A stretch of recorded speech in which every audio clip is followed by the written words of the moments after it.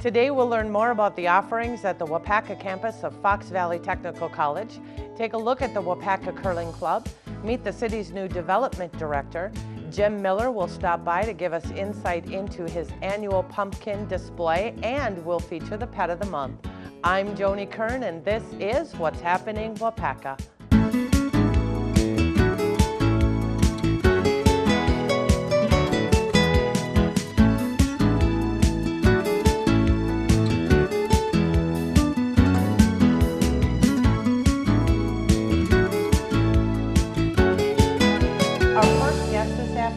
Is Paul Schroed, who is the Director of Regional Operations at the Waupaca branch of Fox Valley Technical College. Our Waupaca Regional Center.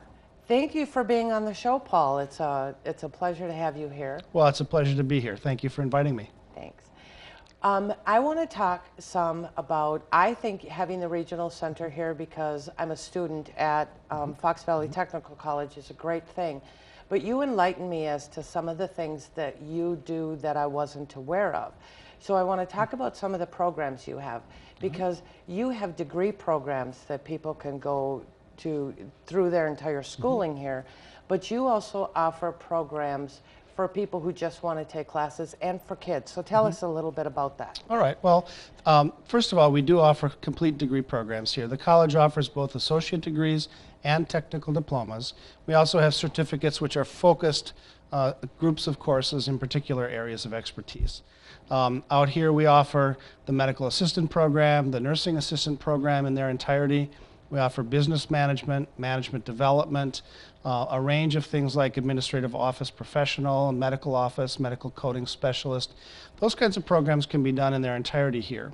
In addition, we have a full range of general studies coursework, and we range widely. I mean, we have courses in agriculture, we have courses in business technology, we have courses in communication arts, writing, reading kinds of classes, a full range of coursework for general studies. And one of the things that I like about that is that it allows students who are just trying to brush up their skills, perhaps take a class in preparation for going off to a four-year institution somewhere else. You can take a class here at home. It's cost-effective.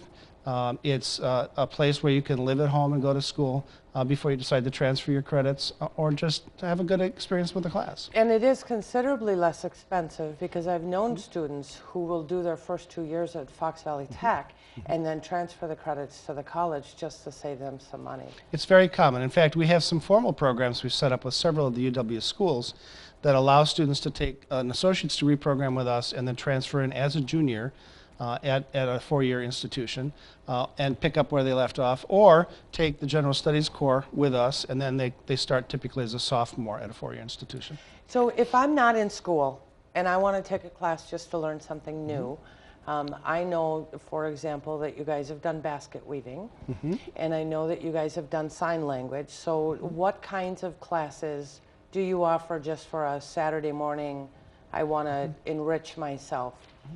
You know, it ranges widely, as wide as the interests are within the community. One of the things that's special about the Tech is that we really try to focus on things that are appealing to this community. So you can take things ranging from ballroom dancing to digital camera operation, how to work your iPad, Italian cooking, and great hors d'oeuvres, cement leaf castings, welding for the hobbyist, stained glass and fused glass, painting. It ranges widely. And it's not only adults and students, but it's children as well. That's right. And one of the things that I find is that a lot of families are losing track of some of those traditional arts and crafts. And so it's not uncommon for a grandparent perhaps to bring a grandchild in and take a sewing class. Or try a cooking class. We do have coursework specifically for young people. We have a home alone babysitting course that we offer several times a year, and also a tractor safety course that's very important for those kids working on the family farm. Absolutely. And I'm thinking I need to learn how to weld.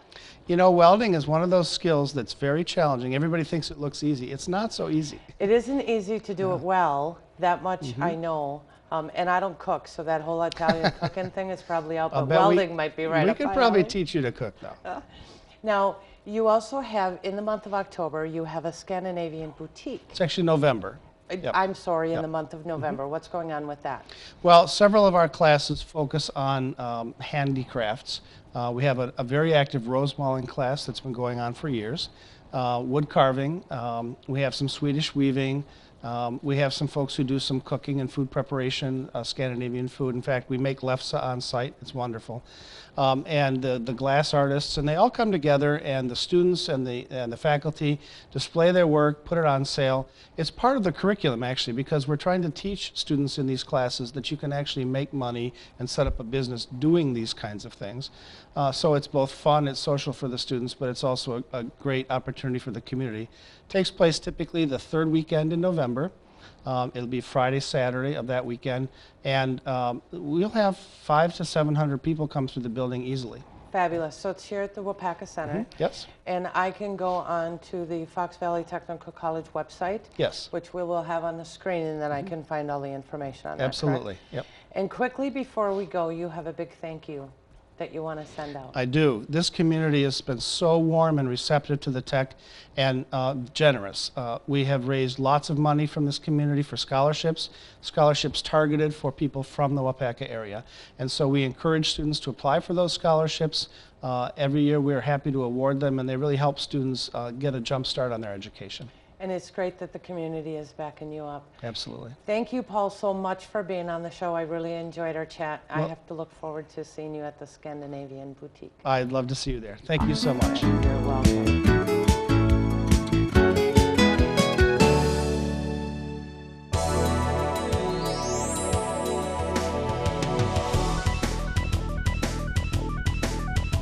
Whether enjoying a day of flying,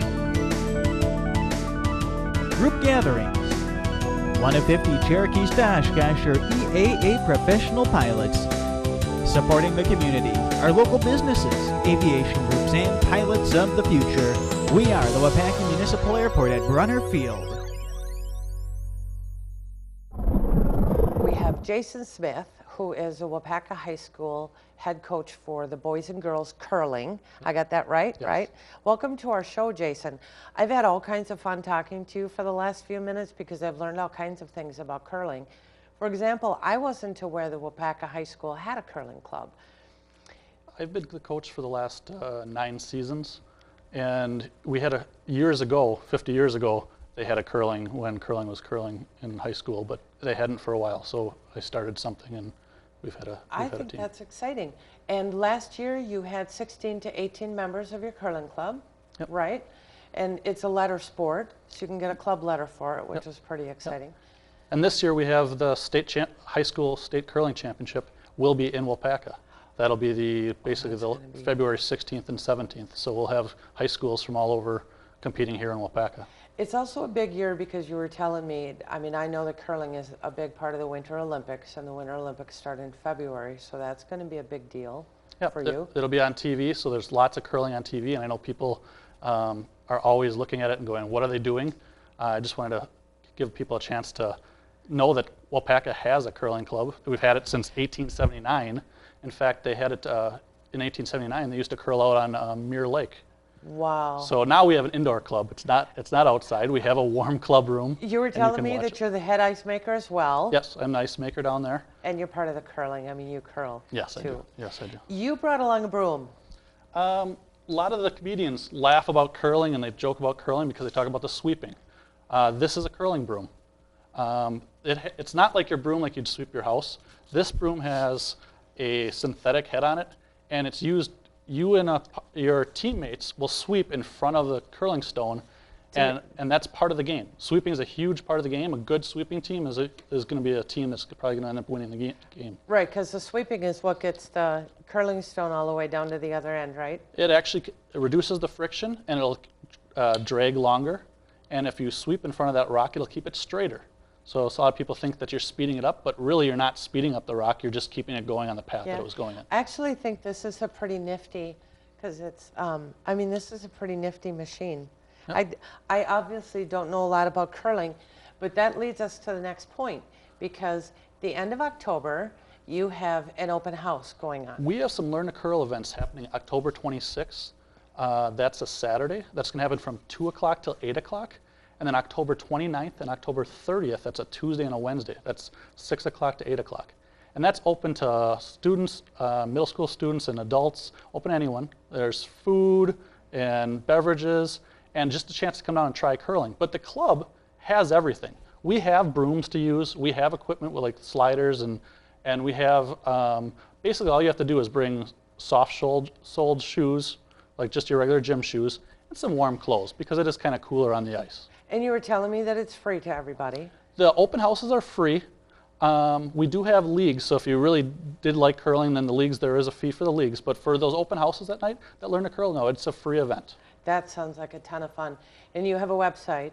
Do I have to get through it through the Waupaca High School? No, the curling club has its own website. It's www.curlwaupaca.com. And we're going to put that up on the screen for you because it is open to people of all ages, from children to adults, correct? We have as young as probably 6, 7-year-olds, or we have adults that we've had some members that have gotten up into the 80s, 90s. When you get a little older, they can't get down and do it traditionally, but you can do it kind of like shuffleboard. So some of the older members have a stick that they're able to push. So if you say, hey, you can't get down in the hack and curl like traditionally, you can do it kind of like shuffleboard. So I think this sounds like fun. it's a lifetime sport. I think it's something that we should all check out just to kind of enrich ourselves. We all know what curling is, but very, very few of us have ever done it. So keep that in mind for the end of October. It'll be a great family fun night. Thank you, Jason, so much for being on here today and sharing the information with us. We will look forward to being there at the end of October. Oh, thank you for having me. You're welcome. Next, we have Brennan Kane, who is our new City of Waupaca Development Director, and we're going to find out, we're going to get introduced to him.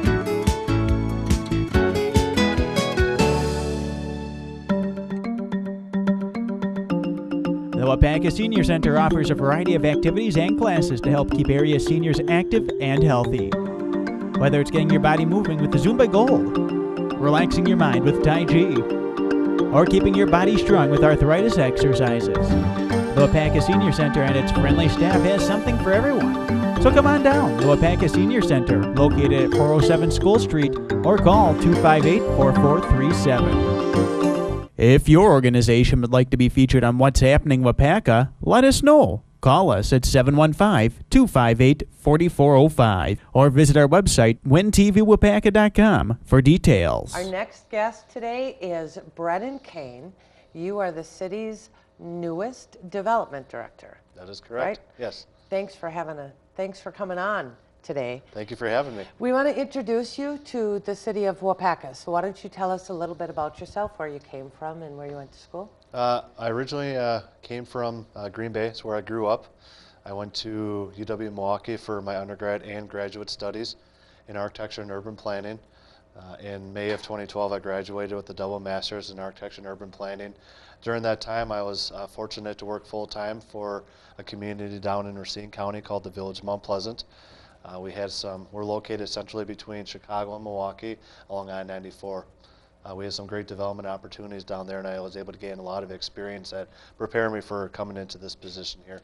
Absolutely, because you were the assistant down there for 8 years, you said. Yep.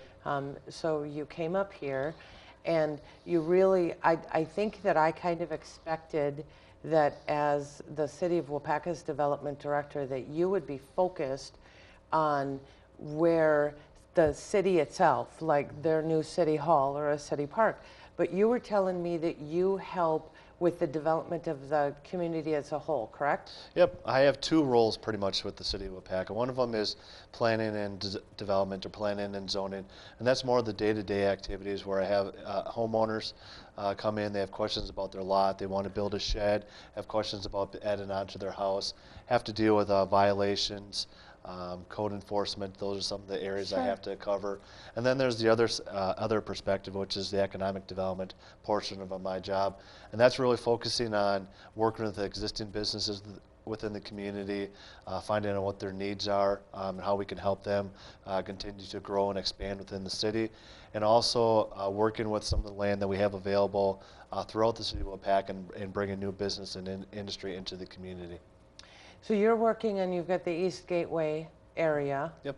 which is by the new interchange, which you're working on bringing businesses in. Yep. So I'm going to ask you to tell us a secret about who's looking at it. Unfortunately, I can't tell you that right now. Yeah, and we talked about that a little bit earlier. I understand that. And we have some opportunities out there at the East Gateway. The city has invested, several $millions through some TID funding to attract businesses within that area. So we're hopeful. We've had some individuals interested in the area, but the East Gateway is not just the key area that we're working on right now.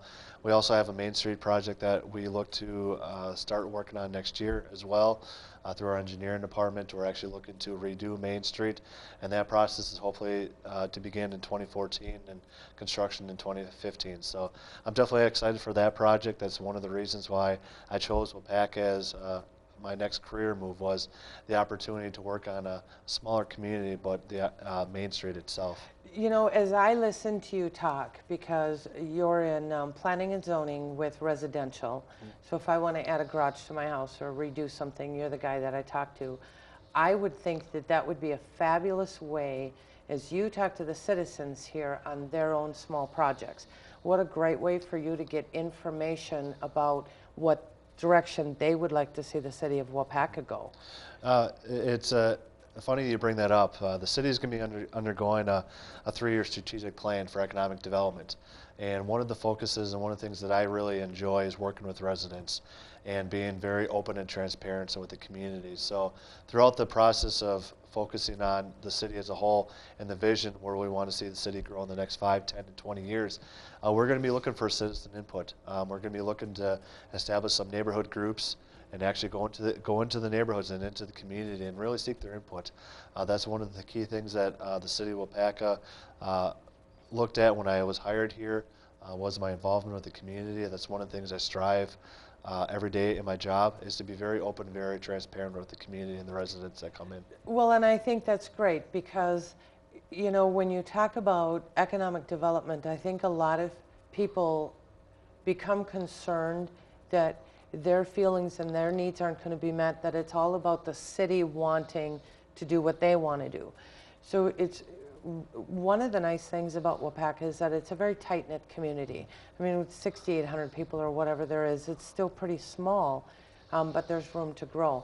So knowing that the city of Waupaca has you geared toward hearing what the people want to, which direction they would like to see the city go is really exciting. I think that's terrific. No, I'm definitely looking forward to the process and working on that project. Good. Well, welcome so much to the city of Waupaca. We'll look forward to all you homeowners. We'll get to know him eventually. But Brennan, welcome to the job. Thank you very much. I wish you many, many years of luck. Thank you. Next up, we are going to share with you some trick-or-treating tips because Halloween is just...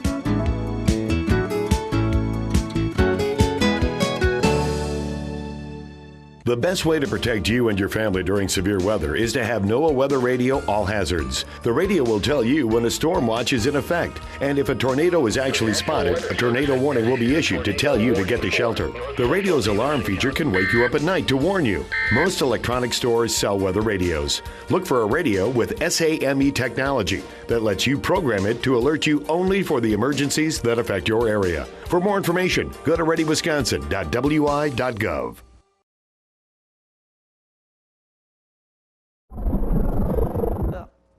Trick-or-treating this year for Halloween is on Thursday the 31st from 5 p.m. until 7 p.m. in the city of Waupaca. We've got some great safety tips for you. Only visit well-lit houses. Never enter houses where the people are strangers to you. Trick-or-treat in groups, preferably with an adult. Bring a flashlight along to help you and others see. Look both ways before crossing the street. Walk on sidewalks when possible rather than on the street. And only eat treats that are still wrapped in their original packaging. Have a great time trick-or-treating and happy Halloween. Next we have Jim Miller here. Now you are very famous around the Waupaca area because you do this, I would, you do this huge pumpkin carving event every single October for the public. Yes, I've been doing it I've been carving for 16 years. I've had a big display now probably for 12 years. I was looking at pictures on Facebook of some of the pumpkins that you carved, and I am just in awe of your talent. So I wanted to have you on today because I want you to show us what you do. All right. Not that I'll be as good as you, but No, but that's all right. So why don't we start with the first pumpkin over here? What we do first off is we take a pattern. You want to find a nice pattern, and you have to fit the pattern to the pumpkin. And then what I do then is I take just your basic Elmer's school glue, purple preferably, and you coat the back of it, and then you stick it on. And then the next step you have to do, once you get it all on and cut out, and this is before you even hollow out the pumpkin from the inside. Then once you stick it on, you cut it down to the size you want it, and what you have to do is you have to stencil it. So it's kind of, I call it tattooing the pumpkin. And what I use is I use a standard, these are knives you can get from Fleet Farm or Walmart, and they usually come with a saw. And then I take the saw and I cut it down, and this is something that I've done, and I don't think anybody else does this around that I know of, and I made it into a sharp point. So what I do then is I take it and I transfer it, the pattern onto the pumpkin. And once you do that, you go all the way around it. And what's kind of neat is now to this part, I don't know if you can zoom in on that. What we have now is the pumpkin is now stenciled onto, the pattern is now stenciled onto the pumpkin. And what I use then after that, I use an assortment of tools. I use X-Acto knives. I use gouges, linoleum gouges, and I'll also use clay hooks. And the thing that's different with me is I don't ever carve a pumpkin all the way through like a traditional jack-o'-lantern. I noticed that earlier. Yes. That with this one, it isn't carved Right. all the way through. And I can still get a three-dimensional because what I do is on like the Indian face here, you'll be able to see it when it's lit up, is carved of probably 1/4 of an inch to 1/2 an inch deeper than the feathers of the Indian. So you're going to still get that three-dimensional look, and that's called a shading method. And the traditional method is a cutout. And what a cutout is just the Indian is made for a cutout. So you would basically take all these, and those would be cut out with a saw, and then you would have that out. But what happens then is all these pieces, the white is the pumpkin. So you Right. have just those thin lines, and after about 2 days, They're going to fall your out. pumpkin falls apart. And I have to make my stuff last for 3 weeks. So we so- can all see them. Yes. Yes. So what we do, and that's when I started developing my own technique, I guess. And it started about 8 years ago as I started doing that. And what we do now, and I'll go through and I'll cut the bottom out and then scoop it. And some of the things that are really neat, And you were showing me Yeah. how you do that. we take the bottom out, and then what we do, and I use a drywall saw to cut it out. Tools and their uses Oh, is yes. what my husband would say. And then what we do is we'll scoop it all out from the bottom. And one of the things that I found that works the best for scooping things out is I use a tuna can, because you can get a good grip on it, and it's not like the handles where you have a bad handles. You know, the handles are tall. There you and you go. can scoop them out with Sure. a tuna can, and it works really well. And then you were showing me how you skewer Yep. the bottom. Then we skewer it back on once we put the light in, and we'll put a skewer in there, and it's kind of tough this way, but it just skewers on there, and then you tip it back up.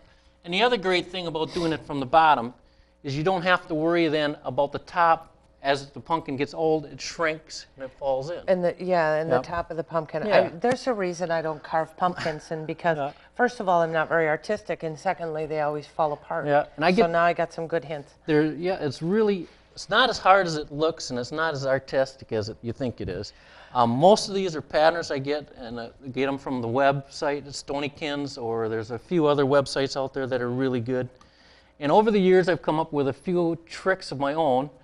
And what I do after I carve the inside out and clean it all out and it's ready to go out in my front yard, I'll take a armor block or a mold block and I'll spray down the inside so you eliminate the mold for as long as you can. And that helps an awful lot.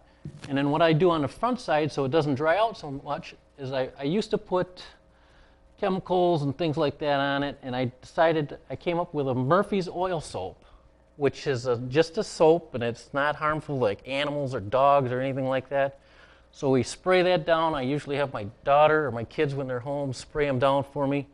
because your fingers get pretty sore when you're spraying 70 pumpkins. But you know, it's I believe pretty it. fast, and it seems to help. I've had pumpkins last up to a month, which is unbelievable. Well, Nobody I know does that. you start putting them out because when you and I were talking on the phone, just to give everybody an idea, you carve pumpkins now starting like the first week of October for sometimes 16 or 18 hours a day Yes.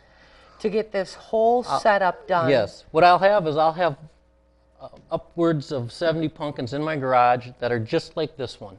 Nothing is carved out of the bottom, but the stencil is on it, and it's ready to go. And then once the 20th comes is when I start to put my first batch out, so I start carving on the 17th. And from then on, it's crazy. Non-stop Yes. carving. Yes.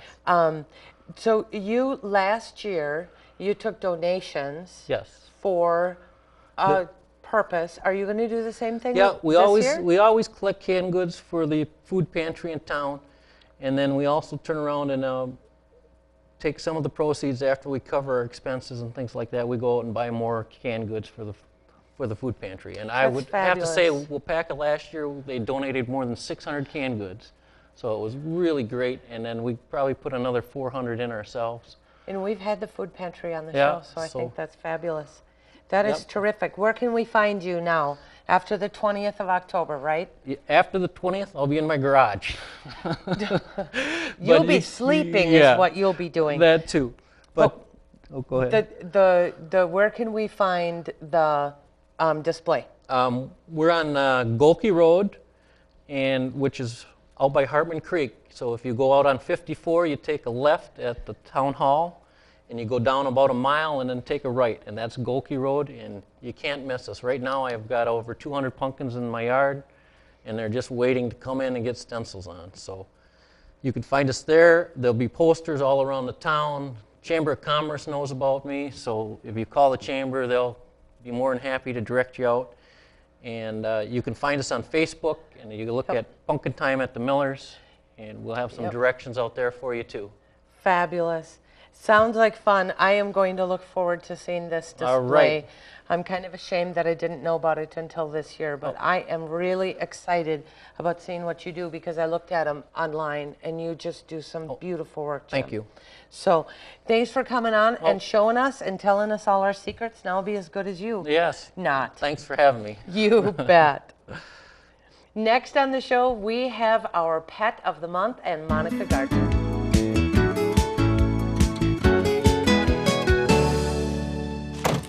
Wow. College already. Yeah.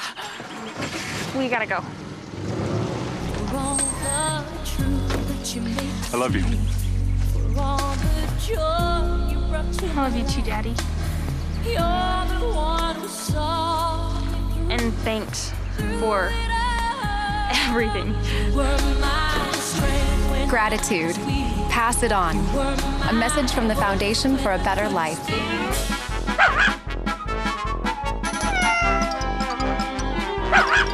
Next, we have Monica Gardner, of course, with our Pet of the Month. Welcome, Monica. Hello. And we want to say hi to Oprah. Oprah, right.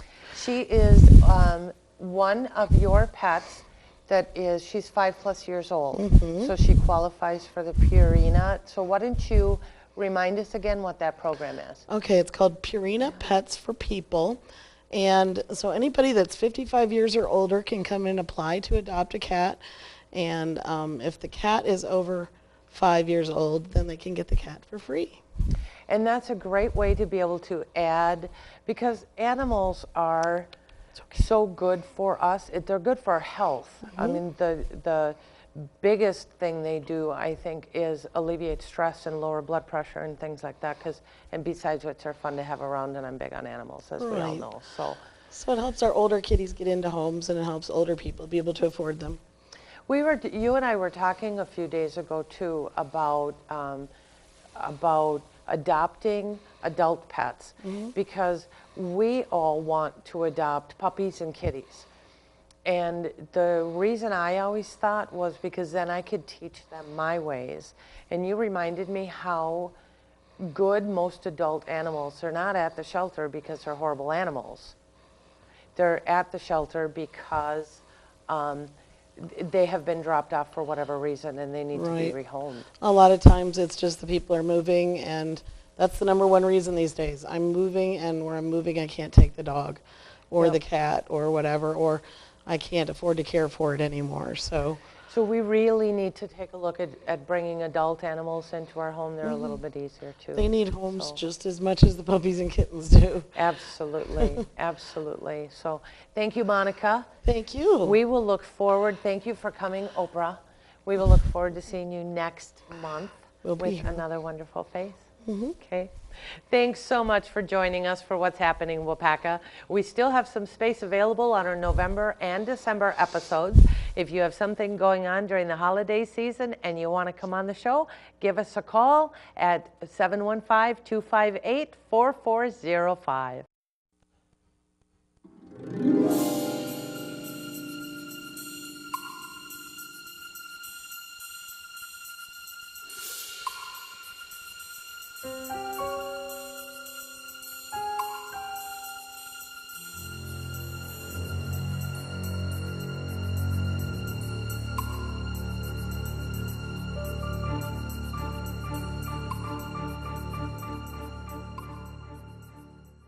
WIN TV is showing our support of the Waupaca community by producing this program. Show your support and sponsor an episode.